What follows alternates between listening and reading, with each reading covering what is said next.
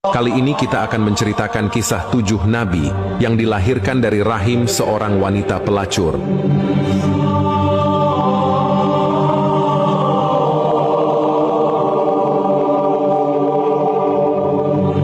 Dikisahkan di zaman Bani Israel ada seorang wanita muda yang terkenal sangat mempesona, wajahnya ayu. Kecantikan dan kemolekan tubuh yang seharusnya menjadi bahan untuk mendekatkannya pada Allah Subhanahu wa Ta'ala malah dimanfaatkan untuk mendapatkan uang dengan cara menjual dirinya. Dia adalah seorang pelacur hebat yang terkenal.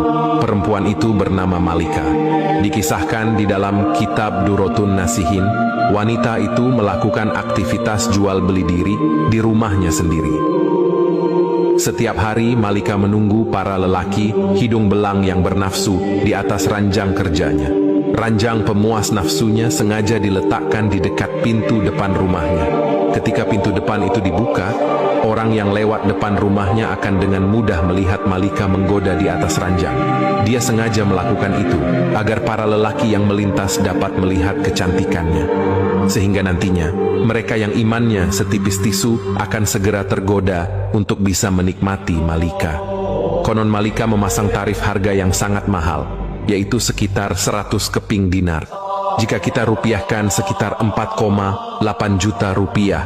Namun siapa sangka Allah memiliki takdir indah yang lain untuk Malika. Malika mendapatkan momen luar biasa yang kemudian mengubah seluruh hidupnya 180 derajat dari sebelumnya. Malika mendapatkan seorang lelaki soleh sebagai suaminya. Dari pernikahannya, Malika dan suaminya memiliki 7 anak laki-laki soleh yang semuanya diangkat oleh Allah Subhanahu wa Ta'ala menjadi nabi. Sebelum masuk ke kisahnya, alangkah baiknya jika kita berdoa kepada Allah agar keluarga kita diberikan kesehatan, keberkahan dan diampuni oleh Allah Subhanahu wa Ta'ala. Amin amin ya rabbal alamin.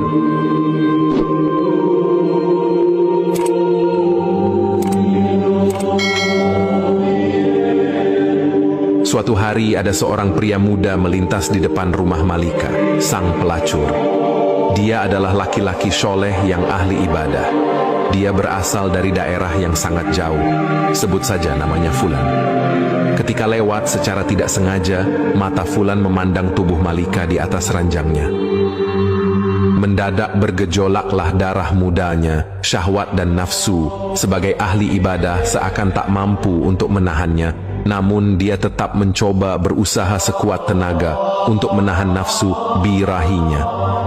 Bahkan dia sempat berdoa kepada Allah supaya menghilangkan syahwat setan yang tengah melanda hatinya.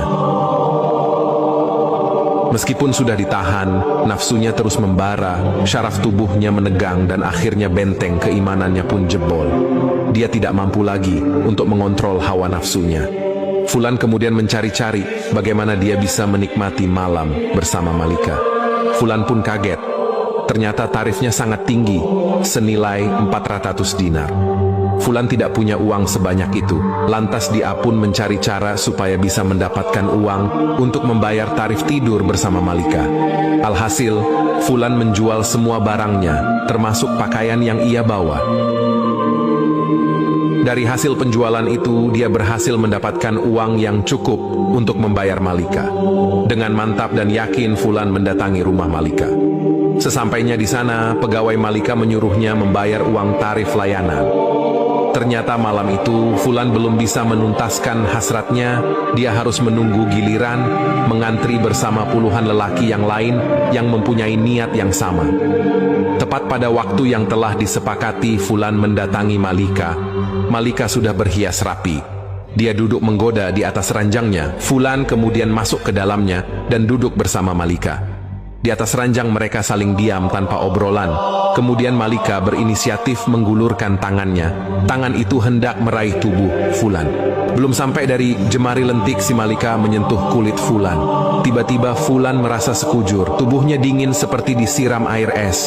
Tubuhnya menggigil. Hatinya terguncang. Rasa bersalah dan ketakutan hebat tiba-tiba menyelimuti tubuh Fulan. Imannya yang nyaris hilang tiba-tiba kembali lagi. Dia merasa seluruh ibadah dan amal baiknya selama hidup hancur dalam hitungan detik. Sebuah kekuatan dahsyat yang tiba-tiba membuat hatinya ketakutan, menyadari sesuatu yang aneh sedang terjadi terhadap diri si Fulan. Malika, si wanita pelacur itu kemudian bertanya, "Kamu itu kenapa? Kamu sakit?" Kemudian Malika mengerjitkan dahinya. Dia kaget dengan jawaban Fulan. Dengan emosi, Malika pun membentak, "Semua laki-laki sangat menginginkan apa yang kamu dapatkan hari ini. Bahkan mereka rela antri lama demi mendapatkanku. Aneh sekali kamu." Fulan si ahli ibadah itu menggigil. Kakinya ia lipatkan ke depan dadanya. Detak jantungnya bertambah kencang. Dia kemudian berkata, "Aku sangat takut pada Allah. Aku takut Allah murka. Uang yang sudah kubayarkan tadi, silahkan ambil saja. Itu halal buatmu, tapi izinkan aku keluar dari sini." "Apa kamu sama sekali belum pernah?" jawab Malika. "Ya, ini yang pertama," kata Fulan. Malika seakan tidak yakin dengan jawaban Fulan. "Ah, masak sih? Apa iya di zaman ini ada laki-laki yang tahan terhadap godaan kemolekan tubuhku ini? Ah, itu sebuah hal yang mustahil." Malika itu cantik sambil menggoda Fulan. Kemudian Malika bertanya lagi, "Kamu itu siapa sebenarnya? Kamu itu dari mana? Datangmu dari mana? Dan maksudmu mau kemana?" Kemudian Fulan menjelaskan siapa dirinya dan dari mana asalnya. Setelah mendengar cerita dari Fulan, Malika mempersilahkannya untuk keluar. Fulan pun keluar dengan menangis terisak, tubuhnya limbung seakan mau roboh. Sepanjang jalan pulang menuju rumahnya, Fulan tak berhenti menyumpahi dan mengutuk dirinya sendiri. Dia sangat menyesali perbuatannya yang barusan akan dia lakukan. Dia menyesali sebuah dosa yang belum dia kerjakan. Sementara itu, Malika di dalam ruangannya masih merasa bingung, masih teringat kondisi pria yang sangat menyedihkan itu, pria pertama yang menolak tidur dengannya. Malika merenung, memikirkan fenomena aneh yang baru dia alami sepanjang hidupnya.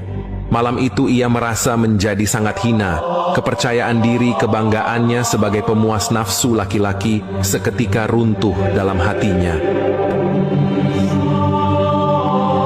Malika berkata, "Ya Allah, laki-laki itu baru pertama kali mau berzina, tapi ketakutannya seakan-akan dia sudah berzina jutaan kali, seakan-akan dosanya paling banyak sejuta raya. Sedangkan aku sudah begitu lama, sudah bertahun-tahun telah melakukan dosa zina, tapi tak sedikit pun ada rasa takut terhadap murkamu. Padahal laki-laki itu yang ditakuti adalah engkau yang kusembah. Seharusnya rasa takut kepada Tuhanku lebih besar dibandingkan ketakutannya." Malika masih terdiam. Tiba-tiba air matanya menetes dari sudut matanya. Semakin lama air mata itu menjadi anak sungai. Malika menangis sejadi-jadinya dan bekerjalah takdir Allah. Wanita yang seumur hidupnya menjadi pelacur itu telah ditakdirkan mendapatkan hidayah pada malam itu. Malika kemudian menutup pintu rumahnya rapat-rapat.